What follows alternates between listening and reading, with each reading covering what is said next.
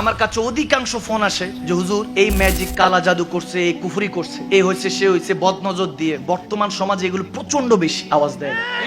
কেউ যদি একটু ব্যবসায় উন্নতি করে এমন ভাবে কুফরি করে বেচারা শেষ।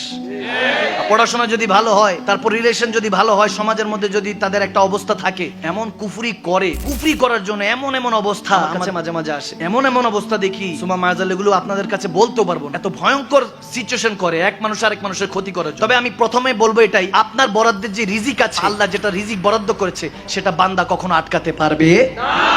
এটা হলো প্রথম ঈমান রাখবেন আল্লাহ রাসূলের। তারপর দ্বিতীয়ত যেটা করতে হবে সেটা হলো একটা সলিউশন বলে দিচ্ছে যে আপনি বুঝতে পারবেন কিভাবে যে হুজুর আমার উপর কি কুফরি আছে, তাবিজ তোমার করছে, এগুলো বুঝার ওয়ে কিন্তু ইসলামের মধ্যে আছে। একটু জানাই দিচ্ছে কি কষ্ট হচ্ছে, এগুলো জানার দরকার আছে না?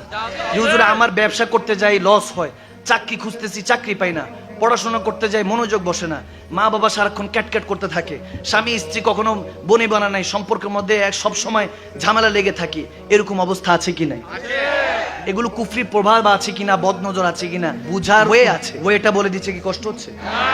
একটা কাপের মধ্যে যেটা স্বচ্ছ, এরকম গ্লাস, কাপটা এরকম স্বচ্ছ হইতে হবে, দুই পার যাতে দেখা যায়। এটা গ্লাসটার দিকে তাকিয়ে চারকুল, যেটা বলা হয় চারকুল, সূরা কাফিরু, সূরা ইখলাস, সূরা নাস, সূরা ফালাক, এই চারকুল পড়ে আপনি এটার মধ্যে ফু দিবেন। ফু দিয়ে এটার দিকে তাকায় থাকবেন আর দুরূদ শরীফ পড়তে থাকবেন, দুরূদ শরীফ পড়তে থাকবেন। চেষ্টা করবেন যাতে পানি না নড়ে। দুরূদ শরীফ 100 বার কমপ্লিট করে আবার চারকুল পরে ফু দিবেন।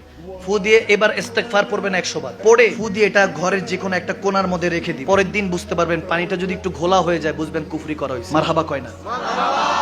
কথা ওয়েটা বোঝা গেছে? একদম সিম্পল। চারকুল পড়বেন, 100 বার দুরূদ শরীফ পড়তে পড়তে দেখতে হবে, এবং এই আপনার পানি যাতে এই পার ওই পার দেখা যায়, এই সিস্টেম ওয়ে থাকতে হবে। দেখতে দেখতে আবার দুরূদ শরীফ কমপ্লিট হলে 100 বার পড়ে আল্লাহুম্মা সাল্লি আলা সাইয়্যিদিনা মুহাম্মদ ওয়া আলা আলি সাইয়্যিদিনা মুহাম্মদ ওয়া বারিক ওয়া সাল্লিম পড়ে জাস্ট 100 বার ফু দিবেন।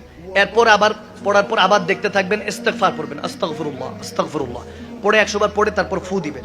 ফু দিয়ে এটা যে কোনো ঘরের একটা অন্ধকার জায়গায় আলোটা এইভাবে ইয়ে করে রেখে দিবেন। পরীক্ষা করে দেখবেন, পরের দিনই দেখবেন যে পানিটা যদি এরকম স্বচ্ছ থাকে, ক্লিন থাকে, বুঝবেন কুফরি নাই, বদনজর নাই। আর যদি দেখেন ঘোলা হয়ে গেছে, তখনই বুঝবেন বদনজর আছে, কুফরি আছে। এরপর বলতে পারবেন হুজুর বাঁচার ওয়ে। বাঁচার ওয়ে হলো এই পানিটা আপনি কোনো পুকুর দেখে কিংবা মনে করেন যে জায়গায় ওই চলন্ত নদী আছে যেটা বহমান, ওই নদীর মধ্যে ফেলে দিবেন, কেটে যাবে। এত আস্তে কেন সুবহানাল্লাহ? আমলটা কি খারাপ দিয়েছি? এবার আরেকটা আমল দিব। আরেকটা আমল হলো প্রত্যেক দিন, আমার নবী বলেছেন প্রত্যেক দিন ইস্তেগফার পড়বেন কমপক্ষে 10 বার। কয়বার? আস্তাগফিরুল্লাহ কয়বার? আমার নবী বলেন এটা বেহেশতের একটা দরজা। এটা বান্দাকে দেওয়া হয়েছে যাতে অ্যাক্সিডেন্ট, বালা, মুসিবত, সাইক্লোন, তুফান থেকে বান্দা হেফাজত হতে পারে। 10 বার ইস্তেগফার পড়ে, আস্তাগফিরুল্লাহ পড়ে, একবার দুরূদ শরীফ পড়ে ফু দিয়ে গায়ে মেখে নেবেন। আপনার গায়ে যদি বুলেটও মারে কাজে আসবে না। সুবহানাল্লাহ বলে। করা যাবে, আমলটা করা যাবে।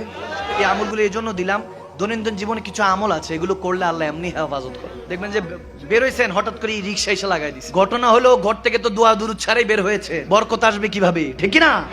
নিজেকে ডুবিয়ে রাখুন সব সময় ইব্রুনের প্রিমিয়াম এবং কোয়ালিটিফুল আতরের সাথে। অর্ডার করতে এখনই ভিজিট করুন www.ibrun.com।